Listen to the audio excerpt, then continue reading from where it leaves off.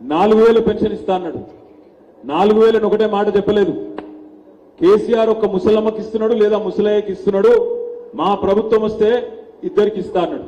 కానీ ఏం జరిగింది? జనవరి నెల 2000 పెన్షన్ కూడా ఎగ్గొట్టిండు. జనవరి నెలలో 46 లక్షల మందికి కాంగ్రెస్ ప్రభుత్వం 46 లక్షల మందికి టోపీ పెట్టింది. 2000 రూపాయలు కూడా ఇవ్వలేదు. 4000 సంగతి దేవుడు ఎరుగు, 2000 కూడా ఎగ్గొట్టినోడు రేవంత్ రెడ్డి. అందుకే చెప్పవలసిన బాధ్యత, అడగవలసిన బాధ్యత మన మీద ఉంది. రుణమాఫీ జరిగిందా? ఆయన చెప్పినట్టు డిసెంబర్ 9 నాడు 4000 వచ్చిందా? 2000 పెన్షన్ పై 4000 ఇస్తానడు వచ్చిందా? ముసలమ్మకు ముసలయ్యకి ఇస్తానడు వచ్చిందా? 10,000 పై 15,000 ఇస్తానడు వచ్చిందా? తులం బంగారం వచ్చిందా? స్కూటీ వచ్చిందా?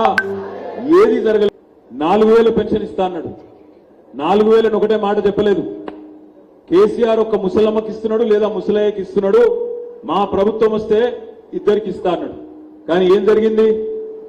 జనవరి నెల 2000 పెన్షన్ కూడా ఎగ్గొట్టిండు.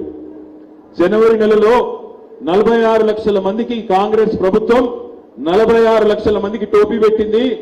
2000 రూపాయలు కూడా ఇవ్వలేదు. 4000 సంగతి దేవుడు ఎరుగు, 2000 కూడా ఎగ్గొట్టినోడు రేవంత్ రెడ్డి. అందుకే చెప్పవలసిన బాధ్యత, అడగవలసిన బాధ్యత మన మీద ఉంది.